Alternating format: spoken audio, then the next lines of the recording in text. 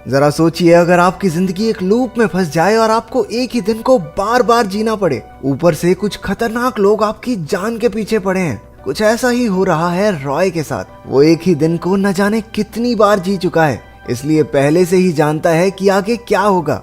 हर सुबह वो ना सिर्फ इस एक हत्यारे से निपटता है, बल्कि हर रोज हेलीकॉप्टर में एक आदमी मशीन गन लिए उसे गुड मॉर्निंग बोलने पहुंच जाता है, जिसे रॉय भैया ने चाकू फेंक के मार दिया। इस सब के बीच वो अपनी एक्स वाइफ की फोटो को निहारने लगा और फ्लैट में ब्लास्ट होने से ठीक पहले रॉय खिड़की से कूदकर सीधा एक ट्रक पर लैंड हुआ। वैसे हर बार ऐसा नहीं होता, कभी कभी ट्रक भी रॉय पर लैंड कर जाता है। इसके बाद हर रोज वो एक आदमी से उसकी कार छीनता है, जो हर रोज चिल्लाता है, कोई बचाओ, मेरी गाड़ी छीन रहा है ये आदमी। वहां से जल्दी निकलने के चक्कर में वो गाड़ी तेजी से भगा रहा था और फिर ये हुआ। इसके बाद स्क्रीन पर लिखा आता है अटेम्प्ट 79, मतलब रॉय अब तक इस दिन को 79 बार जी चुका है। इसके बाद रॉय को इतना तो समझ आ गया था कि कोई तो उसे मारना चाहता है, मगर क्यों ये नहीं पता। कभी रास्ते में कुछ औरतें उसे गोली मार देती तो कभी एक बौना उसे बम से ही उड़ा देता। ग्वान येन नाम की एक तलवारबाज लड़की हर बार उसे मारने से पहले अपना नाम बताती थी। इसके बाद उसका एक हमशक्ल भी था जो उसकी जान के पीछे पड़ा था। रॉय को भरोसा था कि उसकी एक्स वाइफ जेमा उसके सभी सवालों का जवाब दे सकती है, तो उसने जेमा को कॉल लगाया, मगर कॉल उसके बॉस वेंटर ने उठा लिया, जिसके पीछे एक बहुत ही भड़कीली सी मशीन थी। उसने ये भी बताया कि जेमा की तो कल रात को ही एक एक्सीडेंट में मौत हो गई, यानी उसका टाइम लूप शुरू होने से पहले ही जेमा मर चुकी थी। वो बहुत हताश हो गया, लेकिन उसके पीछे लगे ये खतरनाक लोग उसे दुख भी नहीं मनाने देते। अगले दिन हर रोज की तरह रॉय तेजी से गाड़ी दौड़ाकर अपनी जान बचाता भाग रहा था। उसने किसी तरह उसका पीछा करने वाली औरतों से वो ग्रेनेड लॉन्चर छीन लिया और उन्हीं के हथियार से उन्हें उड़ा दिया। इसके बाद रॉय अपने फेवरेट नूडल कैफे में पहुंचा और थोड़ी पेट पूजा करने लगा। इसी बीच हम डेव को देखते हैं, जो एक सिक्योरिटी कंपनी में काम करता है।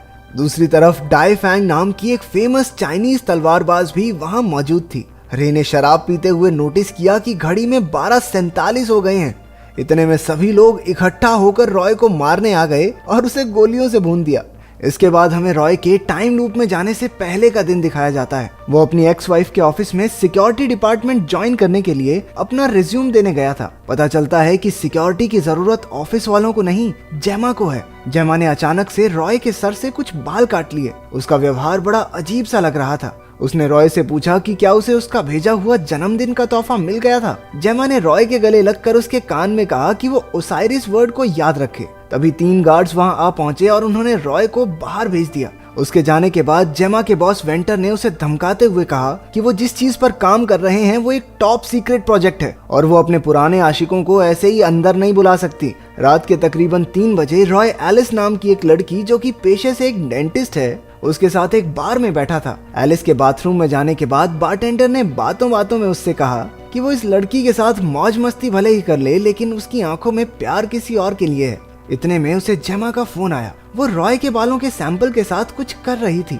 उसने रॉय से कहा कि उसे उसकी मदद चाहिए उस चीज में जिसमें वो सबसे अच्छा है। ये कहकर वो मशीन की तरफ चल पड़ी। क्योंकि वेंटर और उसका सिक्योरिटी हेड ब्रेट सब कुछ सुन और देख रहे थे, तो वेंटर ने जेमा को पकड़कर उसके पास लाने का ऑर्डर दिया। अगले दिन सुबह जब रॉय उठा तो लूप शुरू हो चुका था। उसने जेमा के कहे मुताबिक उसका दिया हुआ जन्मदिन का तोहफा ढूंढा। वो आइसेट और ओसाइरिस नाम की एक किताब थी, लेकिन इससे पहले कि वो उसे पढ़ पाता, हेलीकॉप्टर में बैठकर मशीन गन वाले भैया आ गए और रॉय की गेम कर दी। लेकिन अब रॉय की लाइफ सैमसंग के पुराने फोन की तरह बार बार रिस्टार्ट हुए जा रही थी। कभी कोई मार देता तो कभी कोई। फास्ट फॉरवर्ड करके हम फिर से वर्तमान समय में पहुंचे। रॉय किसी तरह बचता बचाता जेमा की गिफ्ट की हुई किताब के साथ एक अंडरग्राउंड गेमिंग स्टोर में चला गया। किताब पढ़कर उसे पता चला कि आइसेट ओसाइरिस नाम के एक इजिप्शियन लीडर की पत्नी थी। किताब के आखिर में जेमा ने लिखा था कि समय किसी के लिए नहीं रुकता। रॉय को इस किताब में कुछ भी काम का नहीं लगा। अचानक से उसकी नजर अपने बेटे जो पर पड़ी, लेकिन जो को ये नहीं मालूम था कि रॉय ही उसका बाप है। क्योंकि उसे अपने बेटे के साथ समय बिताकर अच्छा लग रहा था,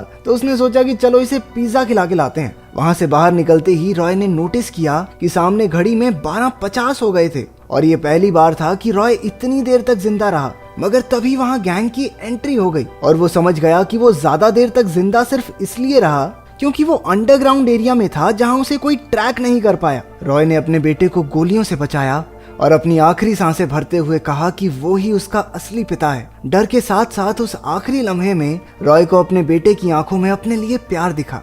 लूप के फिर से शुरू होने पर वो एक नए जोश के साथ उठा। उसने सुबह उस पर हमला करने वाले आदमी से पूछा कि उन्होंने ट्रैकर कहाँ लगाया है। अब रॉय कैसे भी वो ट्रैकिंग डिवाइस ढूंढना चाहता था। वो अपने फेवरेट नूडल कैफे के वॉशरूम में गया और अपनी बॉडी और कपड़ों में ट्रैकिंग डिवाइस को ढूंढने लगा, मगर बहुत ढूंढने पर भी उसे कुछ मिला नहीं। फिर रॉय को उस सिक्योरिटी ऑफिसर डेव की याद आई जो उस समय नूडल शॉप में ही मौजूद था। उसने डेव से पूछा कि अगर उसे किसी की बॉडी में ट्रैकिंग डिवाइस फिट करना हो तो वो कहाँ करेगा, जिस पर डेव ने बताया कि ट्रैकर छुपाने की सबसे बढ़िया जगह है कि किसी के दांत के अंदर लगा दो। और ये सुनते ही रॉय उसे वॉशरूम में ले जाकर पागलों की तरह अपने दांत उखाड़ने लगा। किस्मत से दूसरे ही दांत के अंदर ट्रैकर मिल गया। तभी वहाँ हमशक्ल रॉय आया और उसे गोली मार दी। अगले अटेम्प्ट में रॉय ने सबसे पहले वॉशरूम में जाकर उस ट्रैकिंग डिवाइस को निकाला। उसने ट्रैकर की मदद से एक एक करके सभी गैंग मेंबर्स को ठिकाने लगा दिया। तभी उनमें से एक के मोबाइल पर ब्रेट का कॉल आया। रॉय के फोन उठाने पर ब्रेट ने उसे चैलेंज किया कि अपनी माँ का दूध पिया है तो आजा लैब में, आजा। अपना रॉय किसी से डरता थोड़ी है। वो भी सीधा लैब की ओर निकल गया, मगर पहले अटेम्प्ट में तो गाड़ी दीवार में ठोक के स्टार्टिंग में ही ब्रेट के हाथों मारा गया। मगर अगले अटेम्प्ट में गाड़ी उड़ाकर उसने लैब में सीधी एंट्री मारी। जब गार्ड्स गोलियां बरसाते हुए गाड़ी के पास गए तो पता चला कि ये तो रॉय का बिछाया हुआ एक जाल था। गार्ड्स के पास पहुंचते ही उसने गाड़ी में रखे एक्सप्लोसिव्स फोड़ दिए। उसने हमशक्ल रॉय को ठिकाने लगाकर उसका सिक्योरिटी बैज भी ले लिया। पहले तो उसका सिक्योरिटी बैज काम नहीं करता और बाद में जब उसने जुगाड़ से लिफ्ट खोल भी ली तो बाहर ब्रेट और उसके आदमी गश्त लगाए बैठे थे। तो उसने खुद को ही गोली मारकर दोबारा से ट्राई करने का फैसला किया। अपने अगले अटेम्प्ट में रॉय पहले से ही जानता था कि वो लोग लिफ्ट खुलने पर उसका इंतजार कर रहे होंगे, तो वो साइड से गया और सबको खत्म कर दिया। आगे चलकर उसका सामना ग्वान यिन से हुआ, जो कि बहुत खतरनाक तलवारबाज है, पर रॉय के पास तो बंदूक है। लेकिन जब उसने ट्रिगर दबाया तो पता चला कि बंदूक खाली थी। ओवर कॉन्फिडेंस के चक्कर में रॉय भैया मारे गए। रॉय ने बहुत बार उसे हराने की कोशिश की, लेकिन वो ग्वान यिन से नहीं जीत पाता और वो हर बार उसे एक ही बार में खत्म कर देती। एक अटेम्प्ट में वेंटर ने उसे जिंदा पकड़ लिया और मारने से पहले अपने टॉप सीक्रेट प्रोजेक्ट के बारे में बताने लगा।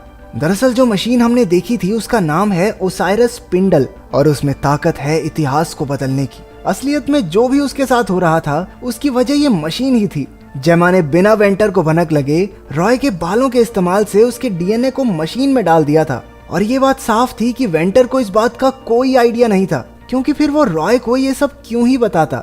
रॉय ने जेमा की उसके जन्मदिन पर दी हुई किताब को फिर से पढ़ा और वो समझ गया कि जब तक उसका डीएनए मशीन में मौजूद है उसे कोई नहीं मार सकता।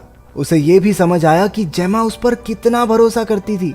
वो जोश से भर उठा, मगर अभी भी उसके रास्ते में ग्वान यिन थी। अपने अगले अटेम्प्ट में वो उससे लड़ने की बजाय नूडल कैफे में जाकर लेजेंडरी चाइनीज तलवारबाज डाई फैंग से मिला। उसने डाई फैंग से उसे तलवारबाजी सिखाने के लिए कहा, लेकिन वो तो सिर्फ एक ही दिन के लिए वहाँ आई थी। रॉय फट से मान गया कि एक दिन बहुत है मेरे लिए। वो हर रोज डाई फैंग के पास जाता और उससे तलवारबाजी सिखाने की बात करता।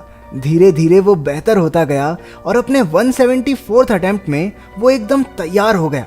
इसके बाद वो ग्वान यिन से लड़ने पहुंचा।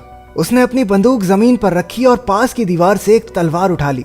उसने लाजवाब तलवारबाजी दिखाते हुए ग्वान यिन को खत्म कर दिया। तभी ब्रेट और वेंटर भी वहां आ गए। उसने अपनी तलवार ब्रेट के माथे में गाड़ दी। जैसे ही वेंटर ब्रेट की बंदूक उठाने के लिए आगे बढ़ा, रॉय उससे पहले ही तलवार लेकर उस तक पहुंच गया। वेंटर को शक हुआ कि एक आदमी इतने सारे लोगों को कैसे मार सकता है। लगता है ये साउथ की फिल्में नहीं देखता। खैर वो समझ गया कि जेमा ने मशीन के इस्तेमाल से उसे समय के एक लूप में डाल दिया है। वेंटर ने रॉय को बताया कि जब वो यहाँ आकर उसके गुंडों से लड़ रहा था तो उसने उसके बेटे जो को मारने का बंदोबस्त कर दिया था। ये सुनते ही रॉय जल्दी से जो के पास पहुंचा, लेकिन वहां पहुंचकर उसे पता चला कि वो पहले ही मर चुका है। अपने बेटे की मौत देखने के बाद रॉय सारी उम्मीद खो चुका था। वो जानबूझकर हत्यारों को अपने आप को मारने देता, लेकिन एक दिन उसने सोचा बस बहुत हुआ। जब ये दिन बार बार चलना ही है तो क्यों ना उसे अपने बेटे के साथ बिताए। तो रॉय हर दिन जो के साथ गेम्स खेलते हुए बिताने लगा और शाम को जब वो दोनों एक बेंच पर बैठे होते तो सब खत्म हो जाता। मगर एक दिन जो ने बताया कि उसे सुबह उसकी माँ का कॉल आया था, जिसमें जेमा ने उसे समझाते हुए कहा था कि चाहे कोई भी प्रॉब्लम हो वो रॉय से बात कर सकता है। रॉय ने ये बात कंफर्म करने के लिए जो से उसका फोन लिया, जिससे उसे यकीन हो गया कि सुबह जेमा सच में जिंदा थी और उसके पास अब भी मौका है उसे बचाने का।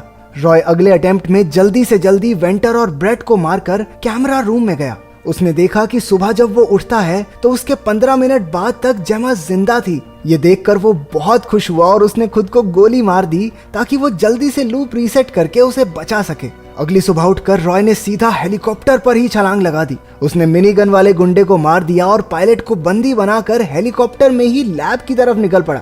उसने सभी गुंडों को रॉकी भाई के स्टाइल में हेलीकॉप्टर की मशीन गन से उड़ा दिया। वो जल्दी से उस जगह पहुंच गया जहां जेमा मरने वाली थी।